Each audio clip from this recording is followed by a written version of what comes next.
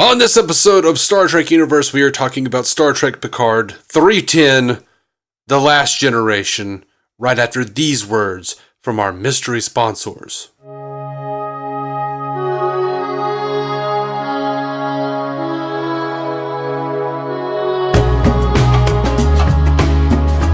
Welcome to Star Trek Universe, the podcast where two lifelong friends sit around and chat about Trek like they always do. My name is Matthew Carroll. I am David C. Robertson. So, David C. Robertson, we have seen The Last Generation. Episode 10, Season 3 of Picard, the finale. Yes, sir. Picard. How'd you feel? This was the ending I have been wanting since 2002 when Nemesis came out. Mm-hmm. And I don't know how to put it more succinctly than that. Yeah, I'm with you, man. I'm with you. It's just a really well wrapped up storyline for all these characters. I can't believe we didn't lose anybody. Yeah. I can't believe it. I was so ready. I was ready to lose Picard. I've been ready to lose Picard since they announced this was a limited 3-series show. Yeah. I was like, or 3-season show. I was like, this is definitely going to be the end for Picard. It's like this is his swan song.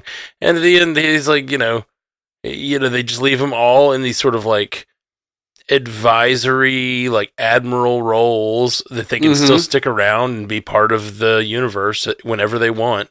And they all have connections to this new crew on the Enterprise. Yeah. With all these legacy characters. 7 of 9 as the captain. I love it. It just leaves it in such a great place.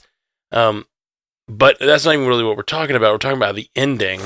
That's all the new beginning stuff. I just couldn't believe we didn't lose anybody. I was not expecting to, because literally someone had said, Terry Matalas, you better not kill any of the TNG characters, and he said, no one will die. Why did he do that? I don't... Okay, I officially say we should not say anything Terry Matalas says on this show anymore. Hey, I knew this like 2 weeks ago. That's terrible. That is terrible. Thank you for not sharing, because I was really like ready, and so there were multiple times in this episode where I was like, well, okay, which one of these separations is going to lose? Are we going to lose Jack and Picard, or are we going to lose Riker and Worf, or are we going to lose everyone on the ship? Someone might die. One of these like pockets of people might die, and none of them did. They all made it out, and it was really wonderful. Like. Them using the Mzadi connection, as cheesy as that is at times. Yeah. Using in that moment was perfect. It gave Deanna like a real hero moment at the end. It was just really nice. Yeah. To be fair, I did not need Terry Matalas to say those things, to say that no one will die, to have known that no one was going to die. Because one is Terry Matalas, which means that he is a huge fan of the original Star Trek movies, and he knows that none of them are going to die as long as one of the others is with them. Because of that whole, like, Kirk and Spock on Star Trek V, where he's like, I knew I wouldn't die because the two of you were with me. I've always known I'll die alone. Well, that's Kirk specifically, though. Yeah, it's Kirk specifically, but that's a Terry Matalas is like, in love with the original series Star Trek movies, but I knew he was going to end it on them playing poker. Yeah. Yeah, no, I think, I think that's definitely a perfect way to end it. And like, that's a great call, but there could have easily been an empty seat at the table is all I'm saying. And that would have been like poignant and sweet, but instead, they're all there. I love it. I love it. I love what it sets up. I love the new Enterprise. I've really enjoyed the Neo Constitution class all season, and so it being the Enterprise and looking so much like the NCC 1701, just pretty, man. It's pretty. The Enterprise G, baby. Yeah, man. They backdoored us an Enterprise. They made us love the Titan all season, and then they told us, oh, actually, let's rename that puppy. But names aren't important. I was down with it. I was expecting to, scream and cheer and all that shit, and I didn't do any of that. I just sort of sat there with like a really serene look on my face the entire episode. Just like, I just felt warm. Yeah. Yeah, me too. And that was cool. One of the last shots of the episode, the last shot of all of them on the bridge of the Enterprise, they went back to a classic shot. Like, used to be the Enterprise was only shot from like 4 angles, kind of, like, and a lot of times it would end an episode by like sort of slow panning behind a console. They did that exact shot as the last time they saw them all on the bridge, and it looked like you just see the blue letters appearing over that last shot as it happened, and I was like, oh, that's nice. That's a nice warm feeling seeing the Enterprise D shot from that angle exactly. Yeah, they even shot when they're like going to Jupiter. We have like a little bit of the Enterprise like approaching Jupiter, and it's like almost the exact same shot of the Enterprise from behind the saucer section from the opening credits. Yeah. They were striking some bookend feelings pretty hard. For sure. I saw a picture going around, and I don't know if it was real or not, but it was like of the console in the back. Have you seen this picture going around? And it says like 19 maybe. Whatever, like, 2000 whatever, and then 2023. And it's just the 2 consoles, and they showed that they even like lined up the wood grain to look similar, like on the console or whatever. Like it's so detailed of a recreation. Oh, I did read that because we speculated about it, but they did recreate that bridge. It took 4 months for them to come in and reconstruct it almost from scratch. Wow. Because they had like nothing. They had like the old set designs, and that's it. Wow. Man. It was great, man. It was really great. Very, very happy. Very happy. Let's see. I guess so we can kind of go character by character. I thought it was kind of weird that they... Like, I know it's the last episode. They wanted it to end on a happy note, which is weird. Like, it didn't end on a sorrow. There's no sorrow at the end of this. I mean, the Shaw message was sad. It got me crying. And I'm sad that he's gone. But they wanted the Jack Crusher, or Jack, Beverly, and Picard thing to end, sweetly. So they didn't do anything with that. Or they kind of had him overly chipper at the end, Jack particularly, and I thought it was almost strange because he did just like take over the fleet, like from that perspective of like the Borg are feared, and the ex-Borg are feared and all this stuff, and then like Jack is like a Borg transmitter who can take up until could take over all these humans, and now they're being deborgified. This is a year later, but still, it just felt like he did like choose to go to the collective and like kill a bunch of people. So it just felt weird that they're just so accepting of him almost. Well, he chose to go to the collective to kill the Borg and then wound up getting like accidentally indoctrinated. But, we didn't see him really dealing with what he did. Right. We saw him come back, and then they flash forwarded a year. Yeah, no. So I assume if Star Trek Legacy gets picked up and Jack is a main character, we're going to see a lot more of his dealing with why he chose that. Right, and I would also think dealing with the same sort of thing that Seven's been dealing with people not liking her because she's an ex-Borg and everything. Of course, he doesn't have the physical traits of it, so maybe he won't be as noticed. But people who do know who he is and what he did, like I feel like that's going to be a plotline going forward. I'm assuming you stayed for the after poker sequence. Of course. Yeah, I thought we were done. I watched it all, but I was like, I guess it's done. I guess it's over. And then I waited and saw.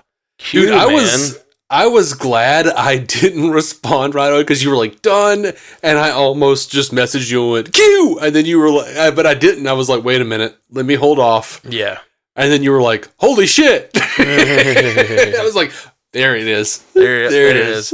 Yeah. So Q is not necessarily back, but this, I guess you could say, he says, you humans think so linearly. I guess that version of Q we saw die last season was, Q can choose to visit whatever time he wants in his death. That doesn't mean he won't exist going forward. Right. Oh, I mean, yeah, there's a previous version of Q that went forward in time, and so he's Dr. Manhattan. Yeah. In Watchmen. Yeah, exactly. which I'm good with. I'm fine with. I will say, does lessen the sting of Q's death in season 2, which was one of the better things in season 2. But okay. Yeah. I feel like this season is pretty much just deciding to ignore season 2 altogether. A little bit, doesn't it? It seems like that. The Borg have changed. Nah, not really. They're still out there. And then the Q is dead. Nope. That didn't happen either. Terry Matalas was really dislike season 2. I mean, he made it. Oh, did he make season 2? Yeah. Weird. Okay. I mean, yeah. Then weird that he undercut his entire second season. Yeah. I mean, he did leave halfway through to go work on season 3, and Akiva Goldsman stepped in as showrunner. I remember that. I think the plan was for Q and Jean-Luc to have a goodbye. It was nice. I just think it's funny that those two major plot points are undone by the season, basically. Yeah. I dig it, man. I dig it. There's, I joked about it last week, how there's always a lot of talk in the second to last episode, and a lot of feedback. In the last episode, there's just not as much to talk about, because it feels final. There's not a lot of speculation to do. It just feels like you said, it feels warm. It feels good. It's just nice and I'm so glad that it does. Mm-hmm. Man, Worf falling asleep was perfect. Fantastic. So I love that. So good. That reminded me of all those old as crap Klingons from the original series sitting around DS9. Yes. Just being old. That's exactly what it reminded me of. And this is 20 years later. It makes sense. Quark, Kang, and Koloth drunk off their ass on Blood One, sleeping it off at Quark's. Yeah. And also, just him being injured. I don't know why it reminded me of this, but remember that? Me and you laughed at this really hard at 5 a.m. one time when we were 14. But there's that, there's a Beverly Hills Cop. And I don't even know which one. It was 2 or 3, I think. I need medical attention. There's Judge Reinhold, Yeah, Judge Reinhold is shot, and he's stumbling, and it's one of the last lines of the movie. So he just says to Axel, "I need medical attention." And he's kind of laughing when he says it. Yeah. And that reminded me of Worf has been shot, and he's just sitting there, just kind of eh. He just falls asleep, and they're all kind of just laughing at him. That was part 3, I believe. It was after the carnival scene. But yeah. I loved Riker, his reaction to Worf. You had a phaser this whole time? Mm-hmm. He's like, swords are more fun. He just said, it was more simple. He said, swords are fun.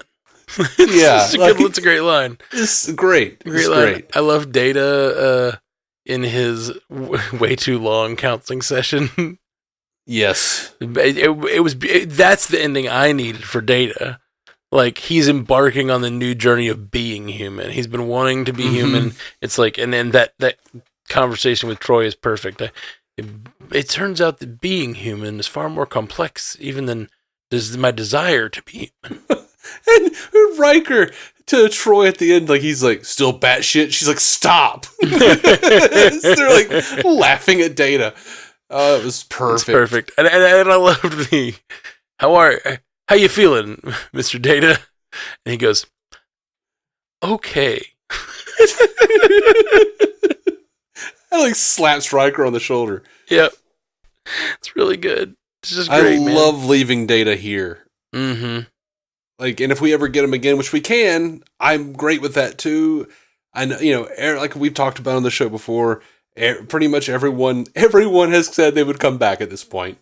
Nice. They're open to more seasons of Picard now. They're open to being on Legacy. They just want more, and that's great. I want really more great. Too. But I'm also okay with this being the final chapter of the Next Generation. Yeah, this TM, the final chapter of their story. Yeah, and then what we get from now on, at least them as a crew. What we get from now on might be them as counselors and consigliaries for the crew. I can't think of the word I'm looking for. So consigliere is the only word that sometimes my mind works in weird. Just won't. won't come out with just like basic words, and it'll come up with weird shit like, whoops, time for one of the old cast to come out and co-sign some bitches. Whatever. Advisor. I was trying to think of the word advisor all that time. Wow. I thought advisor, and I was like, no, he said consigliere. No, there's no way he meant advisor. Nope. That's how my brain works. It won't come up with the obvious word that everyone uses, and it'll jump to something like that, and then won't jump to anywhere else, and I just have to say that. Okay. Sorry. But yeah, them in advisory fashion. But if we do a Star Trek Legacy show and they ever do want to do an episode where like one of them dies or one of them whatever, you can do that. You can still have an end to Geordi's story or an end. I mean, you could do you could still do Star Trek Worf, Star Trek Geordi, Star Trek whatever. Like, yeah, you could still do all of that and not include any of these characters that you want to, but it be the end, like a good wrap up story for those characters. Yeah, this was great, man. It's really great. Yeah, I want to see the storyline where, you know, Geordi finds out one of his daughters is dating, and then he's furious and demands for the other daughter to step in and talk some sense into his other daughter when he realizes she's dating, you know, Barkley. Oh no. He's old enough to be your father. That's disgusting, Dave. It'd be great because I just want to see Dwight Schultz be like, she's the only one who's ever understood me, Commander. I'm not a commander anymore. I'm a Commodore. Oh, man. And you're an admiral. Yeah. I love him, Daddy. Who all's an admiral now? Beverly, Picard, yeah, and LaForge. He's a Commodore. LaForge is a Commodore. Okay. Cool. What a fun time, man. This LaForge being in command was awesome, and him like weighing over those heavy decisions and like looking to Beverly to almost get a clearance to make the decision that they're gonna have to kill her boy. And yeah, I don't know. It was all really good. Really good. Yeah. And again, I said this, a couple of things this season reminded me of Doctor Who, and that shot where the Enterprise like lands in over them as like as the camera's spinning around Jack and Picard looking up at the Enterprise like coming to the rescue. Man, that was good. That's so Doctor Who, and I love it so much. Yeah, it is. It was very Doctor Who, very Star Wars in a way that I feel like, you know, it was. I know a lot of people get upset and hate the Star Warsification of Star Trek, but I'm like, nope, this was what Star Trek was missing.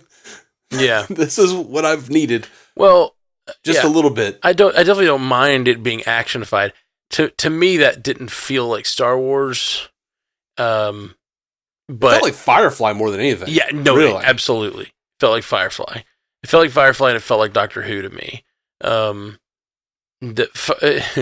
just got done watching Mandalorian. It had a ton. This week's Mandalorian had a ton of pew pew Star Wars action. And yeah, it's great. It's great, but it's a very specific style of I don't know, combat and stuff, and just that like coming in at the last second, like descending from the stars, the perspective of seeing the humans looking up at this humongous thing that is their ship. Like, it just felt so epic, man. It felt epic. Loved it. Yeah. How'd you feel about the Borg Queen? Okay. Yeah. She's a great, like, terrifying villain for this last episode. But I kind of hated her new ethos. Like, her new goals felt weird for who she is. Especially the fact that she consumed all of her crew to stay alive, which is like, I mean, I get the sort of metaphor there, but like, it's also her entire life is like not wanting to be alone, you know? And I guess like, if this ship was sitting derelict with no way to connect with anyone, I guess that's what she would do. She would do that before she let herself die, because she does definitely care about herself more than the drones. But being alone is like her greatest fear at the same time. So it just seems like in the intervening 30 years since Voyager or whatever, she would have done something. But maybe she just couldn't. Maybe she's completely crippled from what would happen to her in Endgame. Yeah, like I kind of feel like, she cooked up something else. Like, she was basically just surviving as she could. I mean, and they're drones. None of them were Locutus. None of them were like an equal, which was what she was, talked about looking for in First Contact. She wanted a king, essentially. Sure. So she, the thing about having, being connected to everyone and having no individuality is you're all the freaking same. You're still alone. So, I think it's interesting that she was like, started to hatch this plan to get Jack to assimilate, or get them to assimilate the changelings and Jack to assimilate all these people in Starfleet, because, it kind of harkens back to the First Contact line where she said, we've evolved to include the synthetic. Well, now she's talking about a different kind of evolution, like a new stage of evolution in the Borg, where like they would be more organic and procreate like normal people. Yeah. It seemed like a natural evolution for the Borg. And it did not feel natural to me. It felt like, I don't mind it. Like, I don't think it's like out of her character. It felt just like spiteful, like, yeah, which the Borg's Queen's been sitting at the edge of space for 30 years rotting. So like, yeah, she would be pretty spiteful. And she basically had the same sort of anger that, the changelings had. Does that mean she was Handface? Yes. She was Handface? Okay. She was Handface. But no, I mean, you and I have on this show talked about how, like, we would like to see the Borg basically become the Iron Man Extremis armor, like, where it's like nanotech inside of their body that's just like taking over like a zombie plague, instead of having to have like the giant bulky machinery and shit. Sure.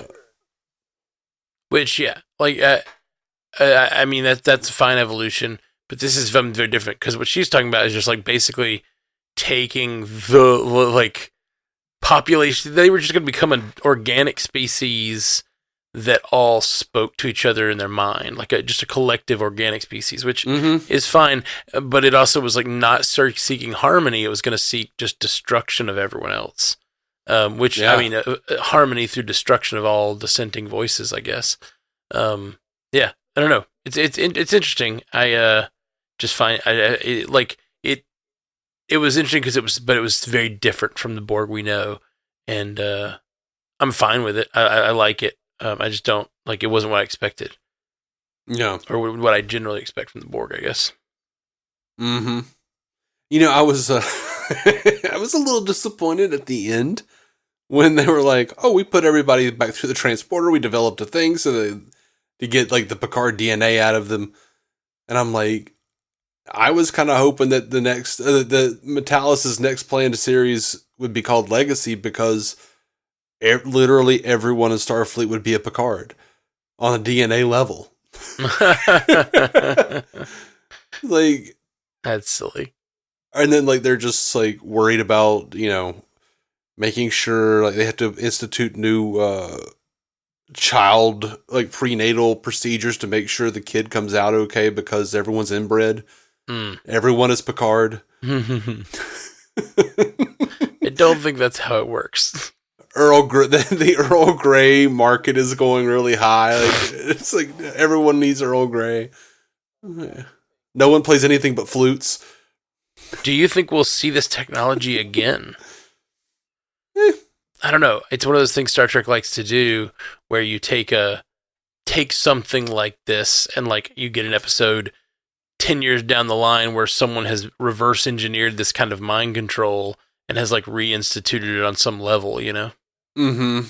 The thing is like, I don't know how to answer that, because traditionally, like, my brain is still stuck in like old Star Trek, where like you'll see a new thing for that episode and then you'll never hear from it again. And well, sometimes, but like often you do. Well, there, like old days, you'd be like, there's some problem with it. We go back to the drawing board. We'll never hear from that again. But now, because like the shows are being run by fans who, like us, were watching this and going like, why didn't they ever go back to that? Like, they have revisited so much of that old shit. Mm-hmm.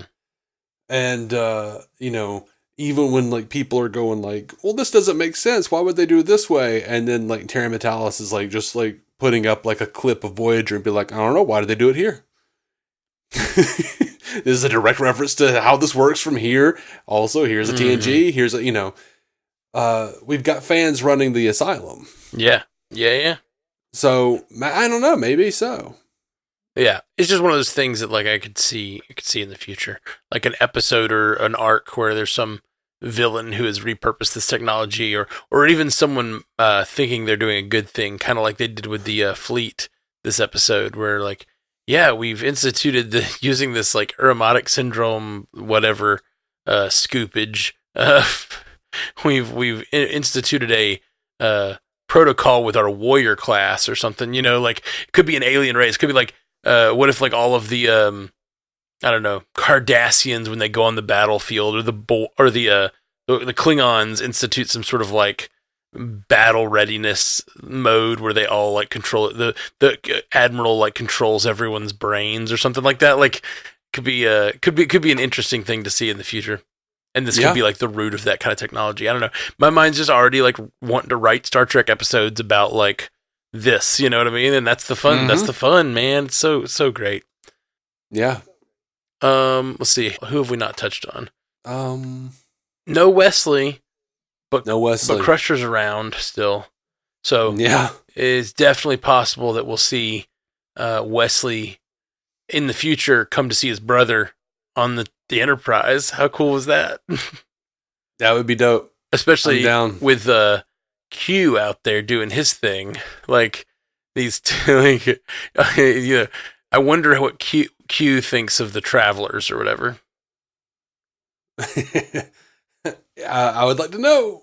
The what is it? What are they called? The supervisors? Yeah. The organization that the Travelers started. Dude, I mean, not only do I want Star Trek Legacy, I want Star Trek Assignment Earth. Oh yeah. I want the supervisors. I don't want them to recast Gary Seven. I don't want, all that to be changed. I just want like current day supervisors with Wesley Crusher. Mm-hmm. And just let's see what they're doing now.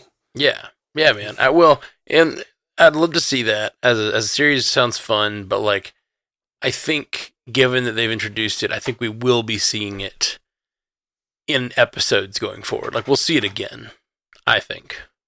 Maybe, probably, hopefully. Yeah. All right. Well, man. Yeah, I'm really excited. Really excited about the future. Like they did a great job of like roping me back in. I mean, like not that like I haven't been into Star Trek, but like this felt like everything I wanted. It felt like a wrap up of my favorite era of Trek, and like a pushing forward into the future with Seven of Nine and Jack and Sydney. Like I just can totally see that, a continuation of universe that I love. I'm down, man. And I love that Worf leaked all Rafi's classified commendations and everything to her family, so her family could finally stop being dicks to her. How wonderful was that? I'm a little pissed that their family was like unaccepting of her flaws, like leading up, like, oh, they have to, have confirmation that she's some kind of like big Earth/universe saving, hero, for them to be like, okay, you can see your granddaughter. Like, no, you sack of shit. Yeah. But I'm glad she was happy. Well, last he saw her, she was like using, like, she was on drugs and she was like obsessed with the conspiracy theories that he didn't believe were true and stuff. Like, from his perspective, I see why, but like, it's it's nice to know that, like, basically they validated in the eyes of her family, like, all those conspiracy theories she's been spouting all these years were like, cause she was an actual, like, spy actually doing this stuff, you know? Yeah. And I want to say, watching Data smile devilishly as he piloted the Enterprise through that Borg ship was like my favorite moment out of Star Trek, I think. Oh yeah. Like, or one of the top 10. Like, it was fantastic. Great. Why am I sensing enjoyment? It's really good. It's really, really good. Yeah. I mean, I feel like I've got not much else to say at this point. Like, I know I will later in the week, but I just loved it. Yeah, I loved it. And I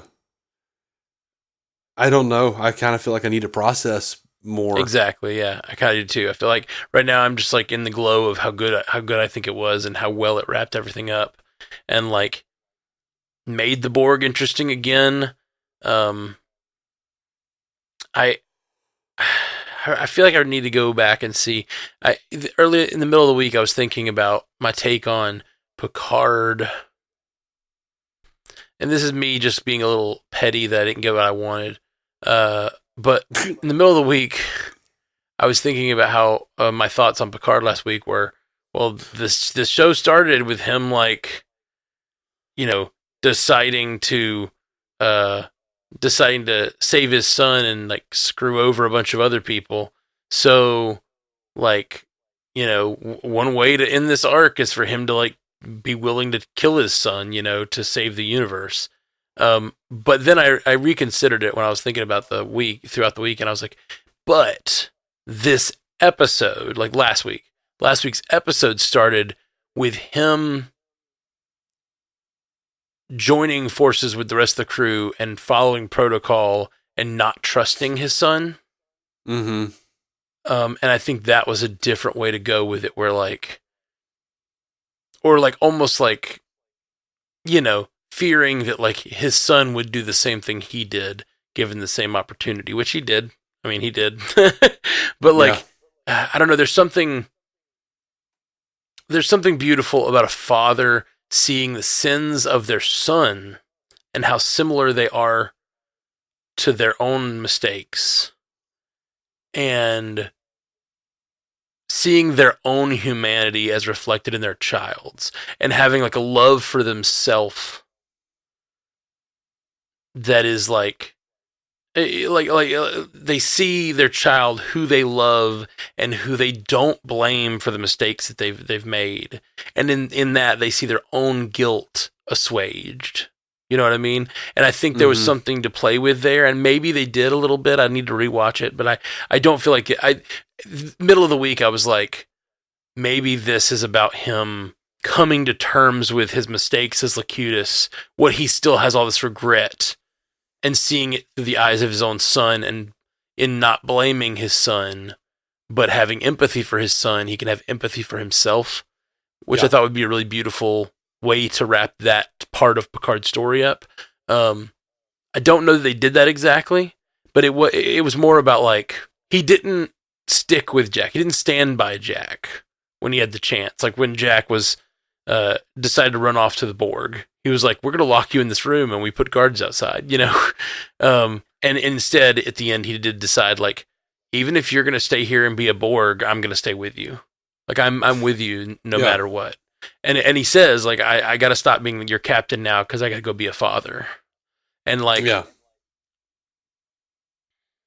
a little choked up, sorry.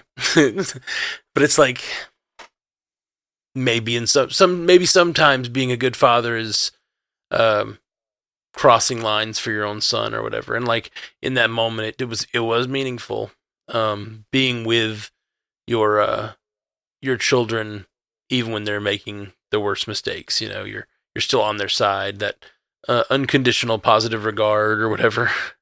Yeah. Yeah. That was That was nice. It was nice. So I need to rewatch. I feel like you said, I need to process more. I think you're right. Like, I think it was a little bit about finding forgiveness for himself through finding forgiveness for his son and what was happening. Like, understanding the lure of the Borg and understanding like how you could become so seduced by it. Yeah. Yeah, I think all of that is there. I think you're right. Yeah. I need, like I said, I need to rewatch. I feel like all of that is there in the plot. I don't know if they really like hit those notes in like the way they spoke and stuff, but but it's all, that's the fun and beauty of all this stuff, is that we get to hear and see through our own eyes these characters going through these things and kind of take from it what we need and what we want. Yeah, I mean, I don't know. I would prefer to be like this rather than be like hit over the head. Yeah. I'm with you. I'm not saying like they needed to. There's just, there's a way to do it well and a way to do it that's cheesy and right. If it was on like the CW, Picard would have been like, "You see, son." Yeah, like I don't need. Now that I can see you, I could forgive myself. Oh God. But honestly, though, that doesn't feel bad to me, especially like a conversation after the fact, like him saying like I held on to this pain for a long time. Like I can totally see a conversation at the end where he's just and it's heartbreaking, where he's like, I've held on to this guilt for a long time, but seeing you there and seeing you, close, like this, you were in the same position I was, and I didn't blame you. Why do I blame myself? Like it's that feeling of like you see these 50. There's definitely a way to do that where it would have been great. Yeah. And really like relieving Picard of the guilt that he feels for his actions as Locutus, instead of, which I think it's there. Like we can take it, if we can take that from it if we want to, but they didn't hang a lantern on it, which maybe for the better, maybe not. Yeah, I mean, I think that's kind of a staple of a bygone era in the best of shows. Yeah. Reiterating the message over and over and over. Well, sure. So sure. No, I'm with you. Like I said, there's a world where something like that's done really well, and there's a world where it's done really poorly. But like I do, like for instance, really love the scene where like Riker and Picard are walking around like the destroyed Enterprise D in Generations, and Picard is like, "Someone once told me that time was a predator that stalked us all our lives, but I prefer to believe that time is a companion." I was like, oh Jesus, okay, but I still love that. No, see, that doesn't bother me at all. That sort of, like, Star Trek has that gravitas, and Picard, the character particularly, has that sort of like. I mean, he did it this episode, but he did it in this very poetic way, talking about the river and the flood, and how we must take advantage of our. Of the tides or whatever, like that whole thing. And I'm gonna have to go back and like really pay attention to what that poem really means. I kind of understand it, but like it's very couched in poetic language to the point that like it works. He still did it, but he just did it in a poetic way this episode. Yeah, I feel like there was a point where like around the mid 90s where Star Trek just super believed itself to like, it became Fraser Crane, where it believed that it was as smart as and intelligent as everyone else thought it was. So they were just very like, let's speak of Shakespeare and have all these great like, right. Here's our lesson. Well, and that's who Picard is in many ways. Like that's the character. Yes, but I love that. But as a Star Trek fan who's also like somewhat discerning and watches a lot of other shit, sometimes when I'm sitting there like watching it with somebody else, I'm like, those scenes come on, and even though I love them, I'm like, I wonder if this just seems cheesy as shit to them. Yeah. I get it. Oh man, speaking of like just connections to the past and a bygone era, what about President Chekhov and his message to the fleet, or to the people out there, that had to have been a quote. I don't know where it was from though. When he says about like hope and how hope is never gone or whatever. I don't know that I recognize the hope is never gone thing. I did, it was clearly Chekhov's son. Right, exactly. Because I love that they named him Anton after Anton Yelchin. Oh, I didn't even catch that. Ugh. Yeah, that's beautiful. So Anton Chekhov, yeah, I loved that. I love that he said there are always possibilities. Because that's a Spock thing. Right. It felt like the logic of like Spock and Kirk, like Spock's logic and Kirk's hope sort of mixed together and distilled into this like fatherly advice that he would give his son. Like it feels so good. It was great. It's so good. I'm so glad that we didn't end this cast without talking about him, because I was so excited to hear that and just be like, oh my god, that's awesome. Yeah, these instant casts are tough because normally I like to take notes before I do a podcast, but like on my favorite stuff, I don't like to take notes. So I just watch it. I just watch it to enjoy it, and we just have our loose discussion about it. But I'm sure I'll watch again and take some notes before our next cast, which will be a feedback cast, which I barely will need notes because you guys out there will catch everything we didn't talk about, I'm sure. And send us some feedback. StarTrekUcast@gmail.com. Do it. I have not I tried to very quickly just now, but I didn't see anything. I sure as hell didn't pay attention in the credits. I really am wondering who did the voice of Anton Chekhov. Oh, yeah. Like, was it Walter Koenig? I thought about like how it kind of sounded like him. But there was also a great moment for whoever it was doing great voice acting, because they also, when they did the quote from his father, they leaned into the accent, and it was just, Whenever I would speak to my dad before he died, I sounded so much more country than I ever do. And sometimes when I still like talk about my dad, I'll sound more country than I normally do. Yeah. And my dad wasn't even that country, but for whatever reason, like he was, he grew up here in Alabama and stuff. And so he did like, I had like more of a down home voice whenever I'd talk to my dad. And so like just hearing him like switch into, I'm quoting my dad now, and he kind of like just goes into his dad's voice a little bit further. Yeah, and your dad would do like this like little, almost kind of a silly thing. Yeah, like where he would do this like silly country accent. Yeah, and he would. You absolutely pick that up when you talk about him. Oh, for sure. When you talk to him. Yeah, when I talk to him, I would find myself like, oh, I sound so country right now. I would be sitting on the couch or whatever. Anyway, this was great. So many good things. So many meaningful things. I love it. Hey, we never asked for this. We always forget. If you've enjoyed this run of Star Trek episodes, which have been a lot more of you guys following along, because this has been such a big show for Star Trek, please go give us a 5-star review. It'd be really great, because we don't ask for those enough, and we don't get them that much because we don't ask for them. So leave us a 5-star review on Apple or whatever podcast you use. Leave some feedback or some thumbs up and such, because it really helps out. A lot of them don't have feedback. A lot of them don't have like the reviews. It's really just Apple. Yeah. So like, and our like number 2, like on both this cast and DC on Screen, my show is Spotify. Mm-hmm. So like Spotify doesn't have a review thing, but if you will just like, I think it has a give thumbs us a up. share. Yeah. Oh yeah. Please share. Of course, share would be great, but share on social. There's also I think there's like a thumbs up or something on Spotify now, but maybe not. Is it? Yeah, I believe there is.